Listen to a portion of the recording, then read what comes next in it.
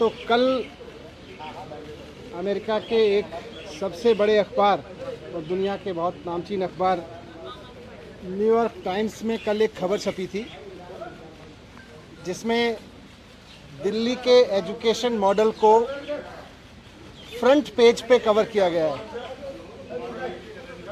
ये भारत के लिए बहुत बड़ी बात है, बहुत गर्व की बात है कि देश का एजुकेशन मॉडल उस तरफ जा रहा है जहां दुनिया उसकी चर्चा कर रही है। भारत के एजुकेशन मॉडल में दुनिया को कुछ ऐसा दिखाई दे रहा है, दुनिया के सबसे बड़े अखबारों को ऐसा दिखाई दे रहा है ताकि वो दुनिया को प्रेरित कर सकें, उससे दुनिया को बता सकें। ये हमारे लिए गर्व की बात है। अभी मैं ये देख रहा था कि इसी न्यूयॉर्क टाइम्स के फ्रंट पेज पे करीब 1.5 साल पहले ये तस्वीर छपी थी, आपने भी देखा होगा, जिसमें कोविड के दौरान नदी के किनारे जलती हुई लाखों लाशों की तस्वीरें छपी थीं। कोविड के दौरान लाखों लाशें मां गंगा के किनारे पर किस तरह से गैर इंसानियत से जलाई गई थी, उसकी तस्वीर, उसकी खबर न्यूयॉर्क टाइम्स में छपी थी 1.5 साल पहले। जब ये खबर हमने देखी थी और देश के लोगों ने देखी थी तो एक भारतीय के नाते थोड़ा अपने आप पे शर्म आई थी, अपनी गवर्नेंस पे शर्म आई थी, अपने मॉडल पे शर्म आई थी। दुनिया में कोविड हैंडल हो रहा था लेकिन हम ऐसे हैंडल कर रहे थे, इस पे शर्म आई थी कि भारत में कोविड ऐसे हैंडल हो रहा है।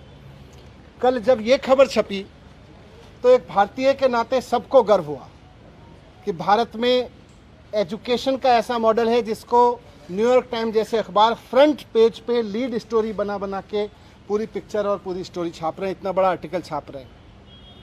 ये मेरे लिए भी गर्व की बात है, लेकिन मैं बहुत विनम्रता के साथ कहना चाहता हूँ कि ये खबर मेरी उपलब्धि नहीं है। ये खबर मेरी वजह से नहीं छपी कि मैंने कुछ ऐसा कर दिया जिसकी तारीफ हो रही है। ये एक्चुअली दिल्ली के टीचर्स की तारीफ है। तो आज जब न्यूयॉर्क टाइम्स के फ्रंट पेज पे दिल्ली के टीचर्स का काम छप रहा है और सारी दुनिया उनकी तारीफ कर रही है, तो मैं दिल्ली के टीचर्स को बहुत बहुत बधाई देना चाहता हूँ। मैं उनको कहना चाहता हूँ कि इसी तरह से लगे रहिए। लाखों करोड़ों बच्चे, आने वाली पीढ़ियाँ इस बात को याद रखेंगी कि दिल्ली के टीचर्स ने और दिल्ली के बच्चों ने इतनी मेहनत की कि उनका काम दुनिया में, सारी दुनिया के सर चढ़ के बोला, सारी दुनिया में भारत की तारीफ का कारण बना। ये हम सब के लिए और ख़ासतौर से हमारे टीचर्स के लिए गर्व की बात है। कल मेरे घर सीबीआई के ऑफिसर्स आए थे और दिल्ली सचिवालय में मेरे जो एजुकेशन मिनिस्टर का, डिप्टी सीएम का ऑफिस है, वहाँ पर भी उन्होंने रेड की थी। सारे ऑफिसर्स दोनों जगह बहुत अच्छे लोग थे, बहुत अच्छे से सबने बहुत व्यवहार किया। उनको ऊपर से ऑर्डर्स हैं, उसकी तामील उनको करनी है। जो भी उनसे सही गलत कराया जा रहा है वो ऊपर के ऑर्डर से कराया जा रहा है। लेकिन मैं व्यक्तिगत रूप से खुद और अपने परिवार की तरफ से उन तमाम सीबीआई ऑफिसर्स का बहुत धन्यवाद करना चाहता हूं जिन्होंने कल बहुत अच्छे से मेरे परिवार के साथ व्यवहार करते हुए मेरे घर को सर्च किया। और मुझे व्यक्तिगत रूप से उनसे मिलके अच्छा लगा। सीबीआई कोई अपने घर पे नहीं चाहता है, लेकिन अच्छे लोग थे, अच्छा लगा। जिस एक्साइज पॉलिसी के बारे में ये सारा विवाद खड़ा किया जा रहा है, मैं उसके बारे में कहना चाहता हूं कि वो इस देश की सबसे बेस्ट एक्साइज पॉलिसी है और उस पॉलिसी को हम पूरी ट्रांसपेरेंसी और पूरी ईमानदारी से लागू कर रहे थे और बहुत ईमानदारी से वो पॉलिसी तैयार की गई। अगर दिल्ली के एलजी साहब ने 48 घंटे पहले उस पॉलिसी को फेल करने की साजिश के तहत अपना फैसला नहीं बदला होता तो आज दिल्ली सरकार को इस बेस्ट एक्साइज पॉलिसी से कम 10,000 करोड़ रुपए हर साल मिल रहे होते। ये लोग कह रहे हैं कि इस पॉलिसी में बहुत बड़ा घोटाला हो गया। कल मैं मनोज तिवारी जी का एक प्रेस कॉन्फ्रेंस देखा मैंने। मनोज तिवारी जी कह रहे थे कि 8,000 करोड़ का घोटाला हो गया है एक्साइज पॉलिसी में। मनीष सिसोदिया ने 8,000 करोड़ का घोटाला किया। फिर थोड़ी देर बाद बीजेपी के और एक नेता आए प्रेस कॉन्फ्रेंस करने या शायद किसी मीडिया में बात करने, वो बोले 1100 करोड़ का घोटाला मनीष सिसोदिया ने किया है। फिर मैं सोच रहा था कि एलजी साहब ने जो प्रेस रिलीज जारी किया था उसमें उन्होंने लिखा था 144 करोड़ का घोटाला कर दिया मनीष सिसोदिया ने। कल फिर जब सीबीआई के ऑफिसर्स आए तो वो एफआईआर लेके आए थे, उसमें ना 8000 करोड़ का जिक्र था, ना 1100 करोड़ का जिक्र था। उसमें लिखा था सोर्सेज कह रहे हैं कि 1 करोड़ का घोटाला हुआ है। सोर्सेज कह रहे हैं कि 1 करोड़ का घोटाला हुआ है, ये सीबीआई की एफआईआर कह रही है।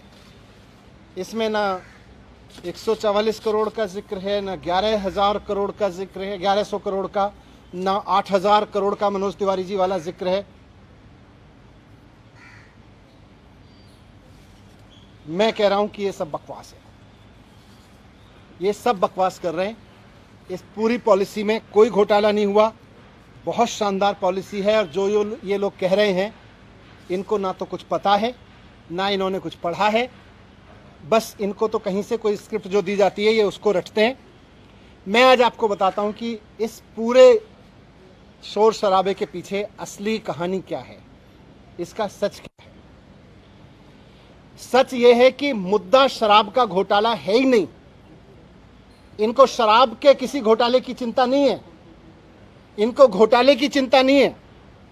अगर इनको शराब के घोटाले की चिंता होती तो गुजरात में हर साल 10,000 करोड़ रुपए की एक्साइज चोरी होती है। अगर शराब की एक्साइज की चोरी की अगर चिंता इनको होती, एक्साइज के घोटाले की इनको चिंता होती, तो आज ये सीबीआई का पूरा हेडक्वार्टर गुजरात में शिफ्ट करा देते 10,000 करोड़ का घोटाला रोकने के लिए। और यही लोग करवा रहे हैं, जो लोग सीबीआई को इंस्ट्रक्शंस दे रहे हैं ना, यही लोग गुजरात में 10,000 करोड़ रुपए की एक्साइज की चोरी कर रहे हैं। लेकिन इनको घोटाले की चिंता नहीं है, शराब की एक्साइज की पॉलिसी में हो रही चोरी की किसी की चिंता नहीं है, क्योंकि गुजरात में 10,000 करोड़ की चोरी हो रही है। वहां सीबीआई नहीं भेजते। अगर घोटाले की चिंता होती तो ईडी का दफ्तर वहां खुल जाता, ईडी का पूरा हेडक्वार्टर वहां शिफ्ट हो जाता। वहां नहीं हो रही कोई धरपकड़। इसलिए मुद्दा तो करप्शन है ही नहीं, मुद्दा तो शराब का घोटाला है ही नहीं, मुद्दा तो घोटाला है ही नहीं।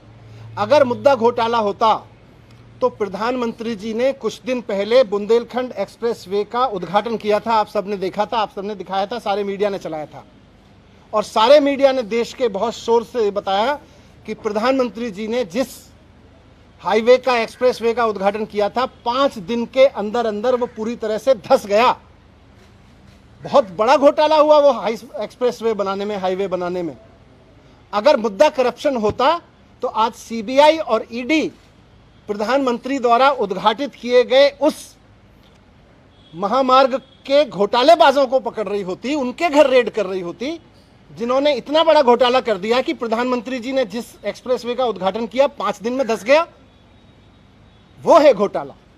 लेकिन जैसा मैं कह रहा हूं, मुद्दा घोटाला है ही नहीं। शराब या एक्साइज की चोरी इनकी परेशानी है ही नहीं। इनकी परेशानी है अरविंद केजरीवाल। इनकी परेशानी है कि अरविंद केजरीवाल जिस तरह से अब पूरे देश में एक काम करने वाले ईमानदार नेता के रूप में पहचान बनाते जा रहे हैं और पूरे देश के लोग अब उनको पसंद करने लगे, इनकी परेशानी ये है। और पंजाब के बाद तो पूरे देश में अरविंद केजरीवाल जी को एक राष्ट्रीय विकल्प के रूप में देखा जाने लगा है। इनकी परेशानी ये है। ये जो पूरी कार्रवाई मेरे खिलाफ हो रही है, ये जो पूरी कार्रवाई मेरे दफ्तर में हो रही है, मेरे घर में रेड डाली जा रही है, ये हो ही इसलिए रही है कि अरविंद केजरीवाल जी को रोकना चाहते हैं। ये अरविंद केजरीवाल जी को रोकने की जो साजिश रची जा रही है उसी स्क्रिप्ट का हिस्सा है। आप सब जानते हैं, देश जानता है कि अरविंद केजरीवाल जी की सबसे बड़ी ताकत है कि वो एक बहुत कट्टर ईमानदार नेता है। अरविंद केजरीवाल जी की दूसरी सबसे बड़ी ताकत है कि उनको काम करना और काम करवाना आता है। उनको दिल्ली का एजुकेशन ठीक करके उन्होंने दिखा दिया कि एजुकेशन कैसे ठीक होता है। उन्होंने हेल्थ ठीक करके दिखा दिया कि हेल्थ सिस्टम कैसे ठीक होता है। आज दुनिया भर में मैंने दिखाया आपको, आज अरविंद केजरीवाल जी की वजह से दुनिया भर में भारत का नाम रोशन हो रहा है। इसलिए आज ये इत्तेफाक नहीं है कि हेल्थ और एजुकेशन पर दुनिया भर में भारत का नाम रोशन करने वाले अरविंद केजरीवाल जी के हेल्थ मिनिस्टर के यहाँ छापे डाले जा रहे हैं, उनको जेल में डाला जा रहा है। उनके एजुकेशन मिनिस्टर के यहाँ छापे डाले जा रहे हैं, उनको मुझे जेल में डालने की तैयारी की जा रही है। मेरी गलती ये थोड़ी ना है, वो भी जानते हैं कि कोई भ्रष्टाचार नहीं हुआ। इनको पता है कि कोई भ्रष्टाचार नहीं हुआ, इसीलिए उलझुल बके जाते हैं। इनको मैंने भ्रष्टाचार नहीं किया, मैंने सिर्फ इतना किया है कि अरविंद केजरीवाल जी का एजुकेशन मिनिस्टर हूं मैं, इसलिए ये कर रहे हैं, इसलिए ये साजिश रची जा रही है। इन्होंने पहले अरविंद केजरीवाल जी के हेल्थ मिनिस्टर को गिरफ्तार किया, फिर कल मेरे यहां रेड डाल दी, अब 2-4 दिन में मुझको भी गिरफ्तार कर लेंगे। तो हेल्थ और एजुकेशन मॉडल जो है अरविंद केजरीवाल जी का, इनका मकसद है कि उसको रोका जाए। मैं कहना चाहता हूं कि देश के प्रधानमंत्री नरेंद्र मोदी जी को पूरे देश ने इतना बड़ा जनमत दिया है, ये शोभा नहीं देता प्रधानमंत्री जी को, नरेंद्र मोदी जी को ये शोभा नहीं देता कि वो इस तरह की छोटी छोटी सोच रखते हैं कि कोई आदमी काम करे तो उसके हेल्थ के काम को रोक लो, एजुकेशन मिनिस्टर को जेल में डालो, हेल्थ मिनिस्टर को जेल में डालो, क्योंकि वो अच्छा काम कर रहे हैं, क्योंकि सारी दुनिया में तारीफ हो रही है। अरविंद केजरीवाल जी में और नरेंद्र मोदी जी में मैं आज रखना चाहता हूं आपके सामने कि अरविंद केजरीवाल जी और नरेंद्र मोदी जी में यही फर्क है। केजरीवाल जी को अगर कोई अच्छा काम करते हुए दिखता है तो केजरीवाल जी उसकी प्रशंसा करते हैं, उससे प्रेरणा लेते हैं, उसकी तारीफ करके उसका हौसला बढ़ाते हैं और खुद उससे सीख के खुद करना चाहते हैं। मोदी जी का रुख यह है कि उनको अगर कोई अच्छा काम करता हुआ दिखता है तो वो उसके काम को रोकना चाहते हैं, उसके काम को साजिश के तहत रोक रोक के उसके लोगों को और उसको सीबीआई और ईडी का डर दिखा दिखा के उसको रोकना चाहते हैं। 2 दिन पहले अरविंद केजरीवाल जी ने make in India campaign launch किया। देश को नंबर 1 बनाना है, शिक्षा के जरिए, स्वास्थ्य के जरिए, रोजगार के जरिए। इस पे तो सारे देश को गर्व है, इस पे मोदी जी को भी गर्व होना चाहिए कि हमारे देश का एक मुख्यमंत्री make India number 1 campaign launch कर रहे हैं, हेल्थ और एजुकेशन के जरिए एक देश का विकास करने का विजन लेके चल रहे हैं। मोदी जी के तो इनको सपोर्ट करना चाहिए था। लेकिन जिस दिन अरविंद केजरीवाल जी ने मेक इंडिया नंबर 1 कैंपेन जारी किया, उसके 2 दिन के अंदर अंदर मोदी जी ने केजरीवाल जी के एजुकेशन मिनिस्टर के यहाँ पे सीबीआई की रेड करवा दी। केजरीवाल जी गरीबों के लिए, आम मिडिल क्लास आम आदमी के लिए काम करते हैं, उसके लिए सोचते हैं। मोदी जी केवल और केवल अपने कुछ करोड़पति अरबपति लोगों के लिए, अपने कुछ अरबपति दोस्तों के लिए सोचते हैं, उनके लिए काम करते हैं। केजरीवाल जी 24 घंटे देश के लिए सोचते हैं कि कैसे देश को आगे बढ़ाया जाए, कैसे सारे बच्चों को अच्छी शिक्षा दी जाए, कैसे किसी गरीब से गरीब आदमी का इलाज करवा दिया जाए। मोदी जी 24 घंटे ये सोचते हैं कि कौन से राज्य में पोजीशन की सरकार है, उसको पैसे देके या सीबीआई का डर दिखा के या ईडी का डर दिखा के कैसे उसको गिरा दिया जाए। मोदी जी 24 घंटे ये सोचते रहते हैं। जिस तरह से इन्होंने पिछले दिनों में पैसे के दम पे, ईडी के दम पे, सीबीआई के दम पे कई सरकारें गिराई हैं, आप सबने भी रिपोर्ट किया है। महाराष्ट्र में, गोवा में, तमाम बिहार में भी किया था इन्होंने, कर्नाटक में किया, मध्य प्रदेश में किया। पूरे देश के लोग इनसे अब दुखी हैं कि यार हम सरकार चुनते हैं, मोदी जी केवल 24 घंटे उसको गिराने में लगे रहते हैं। अरे आपको देश का प्रधानमंत्री बनाया, आप देश के लिए अच्छा सोचो, जिनको हमने राज्य के लिए किया है उसको राज्य के लिए अच्छा सोचें। मोदी जी केवल सीबीआई, ईडी, पैसा सब लगा के, साम दाम दंड भेद लगा के केवल सरकारें गिराने का 24 घंटे सपना देखते हैं। उसके अलावा मोदी जी को कोई सपना ही नहीं आता आजकल। मैं आज आपके सामने कहना चाहता हूं कि 2024 का चुनाव आम आदमी party versus Bharatiya Janata party होने जा रहा है।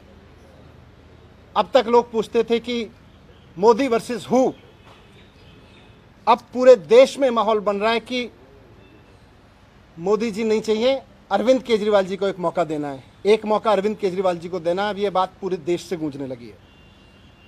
पूरा देश आज अरविंद केजरीवाल जी के साथ चल रहा है, इसलिए मोदी जी आज रोकना चाहते हैं। आज से 3-4 दिन के अंदर, हो सकता है आज कल परसों में, कभी भी ये सीबीआई ईडी भेज के मुझे भी गिरफ्तार कर लेंगे, कई सारे और आप नेताओं को भी गिरफ्तार कर लेंगे। लेकिन मैं कहना चाहता हूं कि हम भगत सिंह के फॉलोअर हैं, हम अपने आप को भगत सिंह की संतान मानते हैं। हम डरने वाले नहीं हैं तुम्हारी सीबीआई से, तुम्हारी ईडी से, तुम्हारे पैसे के आगे बिकने वाले नहीं हैं। हमको नहीं तोड़ पाओगे तुम, हमको नहीं झुका पाओगे। आज मैं कह रहा हूँ, हम देश के लिए जान भी कुर्बान करेंगे, हम देश के लिए जेल भी जाएंगे, लेकिन लाखों बच्चों का भविष्य संवारना बंद नहीं करेंगे, करोड़ों लोगों के इलाज के लिए काम कराना बंद नहीं करेंगे। आज हमारे साथ अरविंद केजरीवाल जी के साथ लाखों बच्चों की दुआएं हैं, करोड़ों लोगों की दुआएं हैं, करोड़ों पेरेंट्स की दुआएं हैं। हम आपसे डरने वाले नहीं हैं। अगला चुनाव तो अब मोदी वर्सेस अरविंद केजरीवाल होकर रहेगा। धन्यवाद।